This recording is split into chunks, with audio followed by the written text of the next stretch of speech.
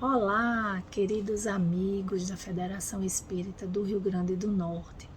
É com muita alegria que nos encontramos novamente por esta via, por este meio que nos é proporcionado nesse momento peculiar. Rogamos a Deus que tenhamos sua iluminação em nossas mentes, para que nossa reflexão seja proveitosa e que possamos ser conduzidos pelos benfeitores que assistem essa casa e que nos conduzem sempre aos estudos que nos fazem procurar nossa melhora pessoal e do nosso entorno. Então, Pai de bondade, nos auxilia, nos ajuda, nos ilumina e nos protege nesse momento. O tema proposto para esta reflexão, ele está no capítulo 8 do Evangelho segundo o Espiritismo, que tem por título Bem-aventurados os que têm puro o coração. O item se chama Verdadeira Pureza, Mãos Não Lavadas, e está do 8 ao 10. Então, é um tema muito rico para a nossa reflexão e vamos tentar abordá-lo aqui, levantando alguns tópicos para que possamos buscar nele o que de melhor proveito tenhamos para nossas vidas. Então ele começa mencionando dois textos que estão inseridos nos evangelhos segundo Mateus e segundo Lucas, e narra uma ocasião em que os escribas e fariseus que tinham vindo de Jerusalém aproximaram-se de Jesus e lhe disseram: por que violam os teus discípulos a tradição dos antigos, uma vez que não lavam as mãos quando fazem suas refeições? E aí Jesus retrucou: por que violais vós, outros, os mandamentos de Deus para seguir a vossa tradição? E aí ele é bem duro nesse momento e os chama de hipócritas. Ele diz que o mal não é referente àquilo que entra pela boca do homem, mas sim daquilo que sai da boca do homem e que o torna impuro, porque sai do coração. É um resumo, não é, do texto. Quando Lucas aborda o mesmo tema, ele diz que o fariseu que convida Jesus a jantar observou que ele não lavou as mãos e lhe pergunta por quê. E ele diz que eles têm muito cuidado em limpar o exterior do copo e do prato, mas o interior dos corações está cheio de rapinas e iniquidades. Ele realmente usa alguns adjetivos e situações aqui bem duras com eles, porque ele diz que é do coração que partem os maus pensamentos, os assassínios, os adultérios, as fornicações, latrocínios, os falsos testemunhos, as blasfêmias e as maledicências. É um texto a se refletir quando a gente sabe em que nível estamos, não é? Na escala dos espíritos. E eu chamaria para juntarmos a esse texto mais dois textos que constam também na codificação, que seriam a descrição que se faz na escala espírita dos espíritos puros, porque a gente está aqui para refletir justamente o que é essa pureza. Que pureza é essa? Qual é o cerne dessa reflexão? Então seria, quando ele diz que bem-aventurados os que têm puro coração, porque verão a Deus, é o título do capítulo, não é? Ele nos faz refletir justamente sobre essa questão da pureza do coração e essa questão de ver a Deus, não é? Então, quem vê a Deus? Os puros de coração. E o que é essa pureza? O que é pureza para nós, de uma forma geral, não é? A pureza é uma característica daquilo que é límpido, transparente, sem misturas. E em termos metafóricos, né, a gente usa para aquilo que não tem malícia, para aquelas situações de sentimentos puros, realmente, de sentimentos despidos de nada, de qualquer coisa que possa prejudicar o outro ou a própria pessoa. E aí a gente volta, porque quem são essas pessoas que questionam Jesus nesse momento? Os escribas e fariseus. O Evangelho, segundo o Espiritismo, em seu capítulo 1, dá um resumo sobre quem seriam essas pessoas. Os escribas e os fariseus seriam aqueles doutores da lei, que dentre os judeus foram formando vários segmentos chamados de seitas, e os escribas e fariseus são justamente aquelas seitas, aquela linha, vamos dizer, de judeus que eram extremamente apegados à forma, à lei, à letra da lei. Entretanto, no capítulo 1 do Evangelho segundo o Espiritismo, Kardec já abordou que Jesus já dizia: não vim destruir a lei, não é? E ele fala sobre a lei mosaica, que é esta que os fariseus estão a defender, vamos dizer. E ele coloca que na lei mosaica, na lei de Moisés, existiam duas partes distintas dessa lei, não é? A lei de Deus, que foi promulgada no Monte Sinai, e a lei civil ou disciplinar, decretada por Moisés. A lei de Deus invariável, a de Moisés apropriada aos costumes e caráter do povo, e se modificaria com o tempo. Então, a lei de Deus, para a gente lembrar, está formulada naqueles 10 mandamentos que a gente já ouviu anteriormente, que seria: amarás ao Senhor teu Deus, né? No caso do Evangelho, ele menciona como texto sendo: eu sou o Senhor vosso Deus que vos tirei do Egito, não tereis diante de mim outros deuses estrangeiros. A gente vê esse texto como: amarás o Senhor teu Deus e nenhum outro a mais, não é? Aí: não pronunciareis em vão o nome do Senhor, lembrai-vos de santificar o sábado, honrai vosso pai e vossa mãe. É aquela situação do texto mais antigo. A gente vê umas simplificações hoje, não é? Não matar, não cometer adultério, não roubar, não jurar falso testemunho, não desejar a mulher do próximo, não cobiçar a casa do próximo, nem o seu servo, nada do próximo, não é? Então, assim, essa lei, ela é invariável, ela até hoje é vigente. Mas a lei tida como humana foi necessária ser promulgada por Moisés naquele momento, porque as pessoas vinham do cativeiro cheias de maus costumes, vamos dizer, adquiridos durante um tempo em que estavam longe de sua própria cultura, e ele precisava disciplinar essa situação, essas pessoas. E naquele momento, naquela época, toda a lei precisava vir chancelada por um carimbo divino, vamos dizer assim. É tanto que os governantes se diziam enviados de Deus, representantes de Deus, até tinha deles que se diziam deuses, não é? Então, por conta disso, que essa lei mosaica tem essa parte que é humana e variável, sendo que os fariseus se apegavam muito à lei mosaica de uma forma geral, não é? E é como se os costumes que fossem estabelecidos ali tivessem mais importância até do que a lei estabelecida nos mandamentos divinos, né?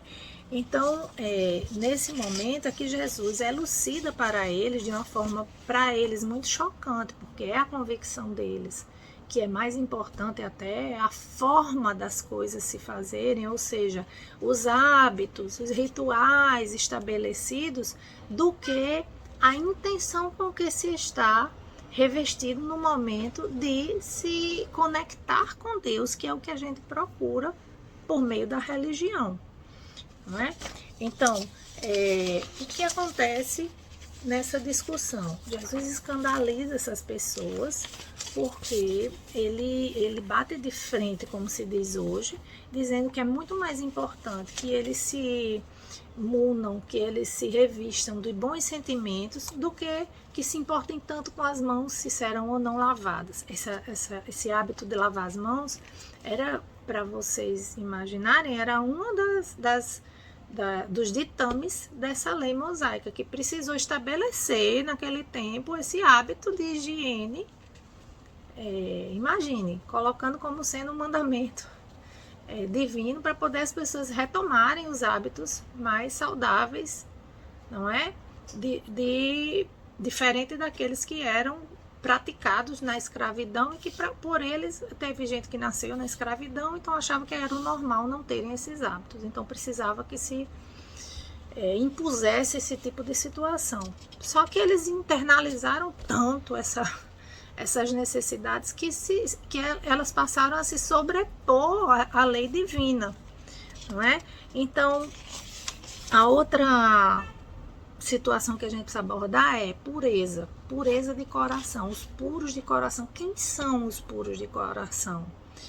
Então, eles passaram a refletir sobre isso, e até hoje estamos nós. E por que são estes os puros de coração que verão a Deus?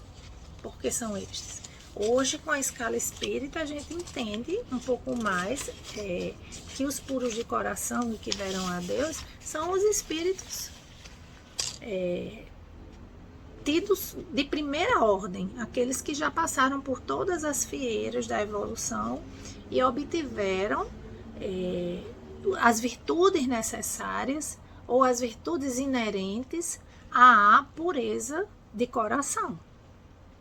E quais seriam essas características? As características, no item 112 do Livro dos Espíritos, é bem claro a respeito, é que estes espíritos não têm influência da matéria, e que têm uma superioridade intelectual e moral absoluta com relação aos espíritos das outras ordens.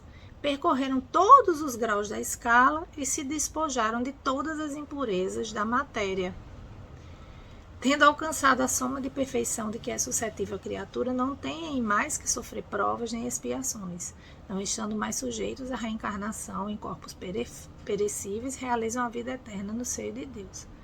E por aí vai adiante colocando. Então, segundo Jesus, estes, os puros de coração, é que verão a Deus. São os mensageiros, não é? São aqueles que têm proximidade com Deus e que se prestam a nos ligar a Deus em missão, né? Com relação à importância dessa pureza, ela ficou consignada inclusive no Sermão do Monte, né? Como a gente disse desde o início, que é o título desse capítulo.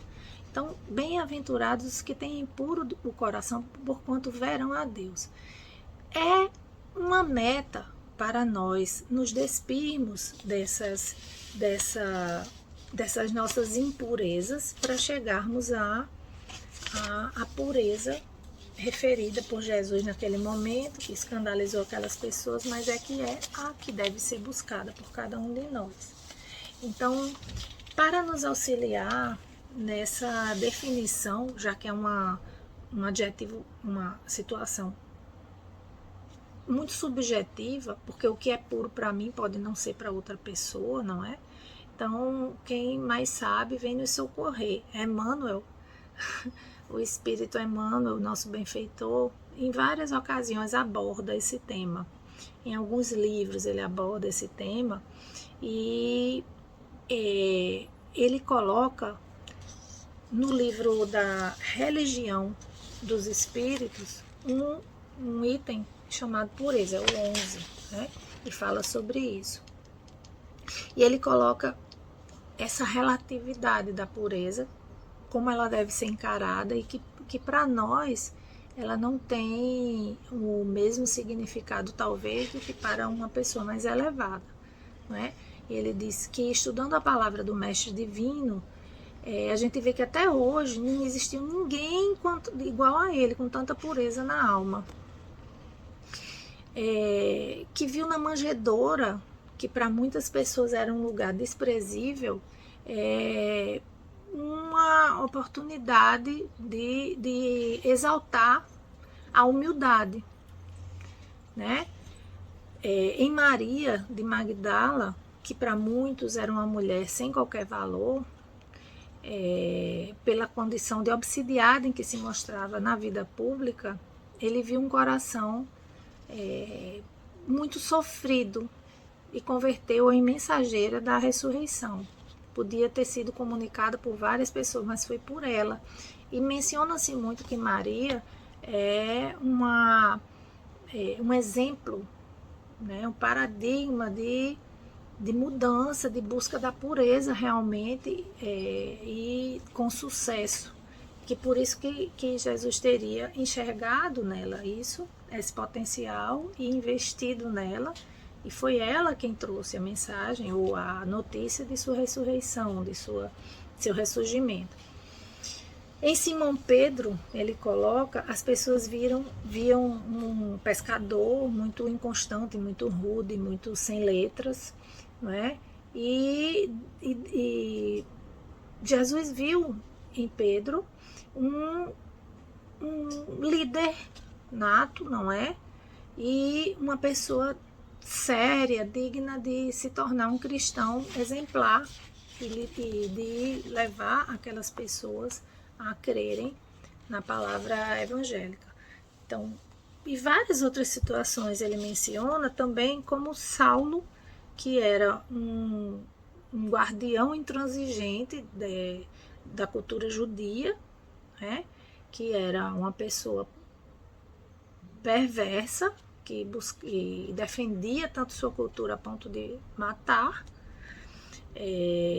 mas ele foi visto como um espírito que tinha esse potencial também de mudança muito grande e de levar adiante a mensagem cristã, e é tanto que foi chamado de o vaso escolhido para conduzir essa importante mensagem. Então, o que é que a gente tira de exemplo ou de ensinamento disso tudo? É de que nós, com nossas limitações, não devemos ver na pureza um objetivo inalcançável, porque os exemplos que são dados são de pessoas exatamente como nós, pessoas cheias de limitações, de erros, de sentimentos menores, mas que Jesus vê em nós esse potencial, acredita que possamos melhorar, acredita que possamos transformar a nossa vida numa mensagem luminosa. Podemos ser cartas, né, de Jesus para todos os que nos cercam, e isso só se consegue se nos dispusermos a cultivar essas virtudes, a levarmos à frente esses valores que Jesus nos trouxe como um exemplo que ele conseguiu nos mostrar ser possível, sendo nosso modelo, nosso guia, e mostrando que é possível sermos assim, sermos puros. Então essa pureza há que ser buscada diariamente, e não reside somente nos rituais, que não se enganem, não estão adstritos a outros segmentos religiosos. Às vezes nós próprios nos aferramos a algumas situações que diferem daquelas mencionadas por Jesus como sendo as interiores. Mas a gente não tem rituais. Mas há pessoas que estabelecem seus próprios rituais até para ser espírita, né? Estabelecem situações de roupas, de vestes, de cores, de luzes, de momentos, quando na verdade sabemos que essa busca ela é perene, ela é ininterrupta. independe de que roupa estejamos vestindo, independe de que momento estejamos atravessando, independe de que ambiente estejamos frequentando. Então, eu acho que é uma boa reflexão a gente se ver capaz de buscar essa pureza. A pureza, ela pode ser obtida por cada um de nós, em cada ato, em cada pensamento que estejamos praticando, sem desânimo, porque não será uma queda ou uma situação adversa por nós mesmos, promovidas, que nos deverá desanimar. E eu trago também outro texto de Emmanuel que eu acho muito significativo, que está no livro Deus Conosco. Foi psicografado em 52, em julho de 52, e ele é intitulado Quando a Pureza Estiver Conosco. E Emmanuel nos traz essa possibilidade factível de cultivarmos a pureza. E nos diz o que aconteceria se estivéssemos realmente buscando essa pureza, praticando esses atos dotados de pureza. E ele diz assim, que quando a pureza estiver em nossos olhos, fixaremos na cicatriz do próximo a desventura respeitável do nosso irmão. Ou seja, veremos o nosso irmão como um igual, porque veremos nas suas limitações, as limitações que já tivemos algum dia ou que ainda temos e ainda não domamos. Quando a pureza morar em nossos ouvidos, receberemos a calúnia e a maldade nelas, sentindo o incêndio e o infortúnio que ainda lavram no espírito daqueles que nos observam, sem o exato conhecimento de nossas intenções. Ou seja, quando ouvirmos situações que nos inquietem, que nos deixem enraivecidos, a gente vai, estando puros, não é? Lembrar que aquele irmão não sabe exatamente o que passa no nosso coração. Ou até sabe, mas nós não observamos isso também. Porque a gente sempre acha que está com a melhor das intenções. Então passaremos a nos nossos ouvidos, a ouvirmos melhor nossas próprias palavras proferidas e a refletirmos sobre elas. E quando a pureza demorasse em nossa boca, a maledicência surgirá junto de vós por enfermidade lamentável do amigo que nos procura, veiculando-lhe o veneno. A gente vai se deparar com a maledicência de alguém, né? Mas, quando a pureza se demorar em nossa boca, saberemos fazer o silêncio bendito, com que possamos impedir a extensão do mal.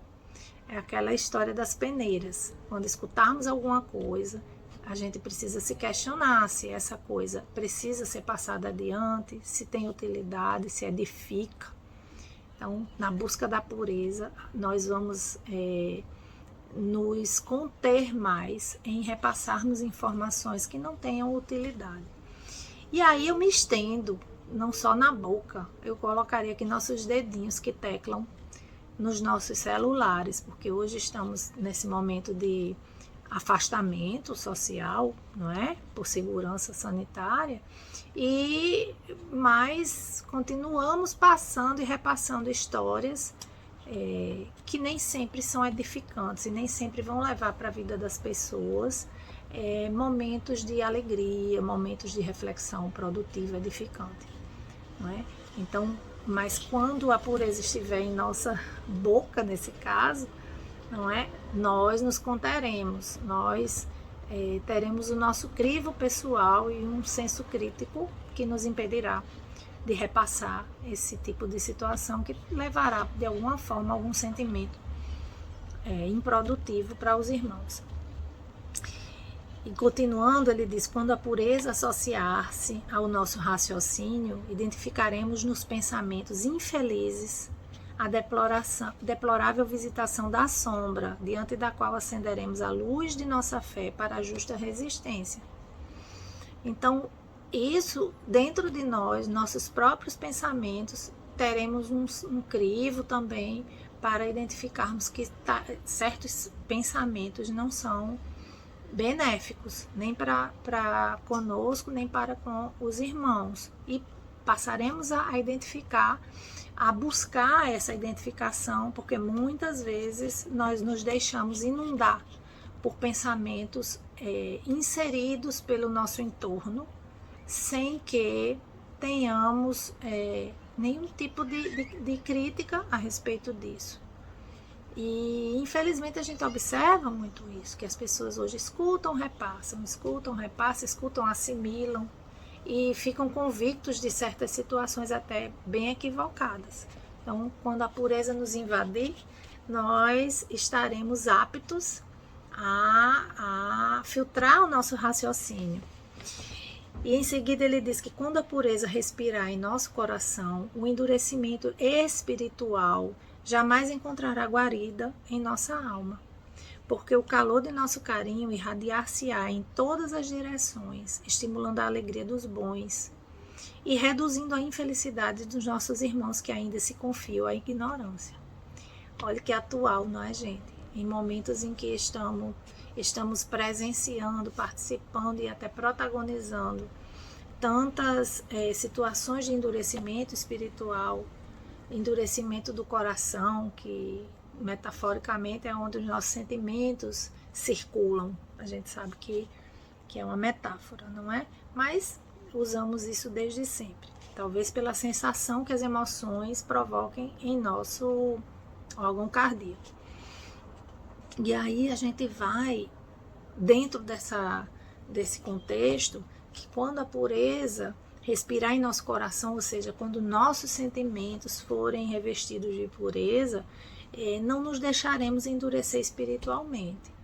Isso é muito amplo, porque em cada momento, em cada chamamento, em cada situação que se nos apresenta, nós vamos nos coibir em emitir maus pensamentos, maus sentimentos, más palavras, não é? Em julgar as pessoas de uma forma descuidada, de uma forma que talvez machuque aquelas pessoas, e teremos, ao contrário de um endurecimento espiritual, uma parcimônia, um cuidado, uma caridade, não é? Uma afeição para com cada um que se nos depara. E falando na parte das mãos agora, ele diz que quando a pureza brilhar em nossas mãos, a preguiça não nos congelará a boa vontade e aproveitaremos as mínimas oportunidades do caminho para o abençoado serviço do amor que o Mestre nos legou. É um chamamento ao agir, a colocar o amor em ação em forma de caridade, e isso não se faz somente da forma, voltando para a crítica dos fariseus, não é? Não se faz somente da forma exterior, né? Então precisamos ter até autocaridade, precisamos ter caridade com aqueles que estão ao nosso derredor, e agir, não ficarmos omissos diante de situações de pessoas necessitadas e que tenhamos nós a possibilidade de alguma forma minorar o seu sofrimento, a sua inquietação, a sua tristeza. Às vezes nem palavra se precisa para isso, como Francisco de Assis colocou, não é? Leve o evangelho, se for necessário, com palavras. Nossas atitudes, nossa presença com tantas pessoas que estão sofridas atualmente com os efeitos da pandemia, não é? Tantas pessoas desencarnando, as famílias ficando na tristeza, na saudade, que possamos de alguma forma levar uma serenidade a essas pessoas, não multiplicar o desespero das pessoas, não é? Pelo contrário, levarmos esperança, a mensagem de Cristo, se formos solicitados, e se não estivermos solicitados, que possamos orar por essas pessoas. Isso é colocar o brilho em nossas mãos, como ele diz, quando a pureza brilhar em nossas mãos, meteremos a mão na massa, né? Colocaremos a mão na massa, trabalhando em prol dos irmãos. E ele termina essa mensagem tão feliz colocando que bem-aventurados os puros do coração, proclamou o divino amigo. Sim, bem-aventurados os que esposam o bem para sempre, porque semelhantes trabalhadores da luz sabem converter a treva em claridade, os espinhos em flores, as pedras em pães e a própria derrota em vitória, criando invariavelmente o céu onde se encontram e apagando os variados infernos que a miséria e a crueldade inflamam na terra para tormento da vida. O livro é Deus Conosco. E o tema é Quando a Pureza Estiver Conosco. Então, que possamos nós, irmãos queridos, buscarmos essa pureza no nosso dia a dia, no nosso trabalho, na nossa família, quando estivermos no trânsito, em todas as nossas relações, para podermos propagar essa pureza dentro de nós, contribuirmos com a evolução, não somente a nossa, como dos nossos irmãos também, melhorar nossos hábitos, melhorar nossos sentimentos e não imaginar que ser puro é impossível para cada um de nós. Não. E essa pureza não vai ser obtida de uma hora para outra, é um processo, mas precisa haver um propósito. Então, que possamos nós buscarmos a pureza do nosso coração, as bem-aventuranças proclamadas por nosso irmão maior Jesus, e a cada dia tentarmos melhorar, filtrar os nossos sentimentos, os nossos pensamentos e colocar em prática tudo aquilo que ele nos tem trazido. Então é com muito carinho que nos despedimos nesse momento, desejando a todos uma semana de muita paz, de muita luz, de muita serenidade e esperança. Confiança em Jesus. Um abraço.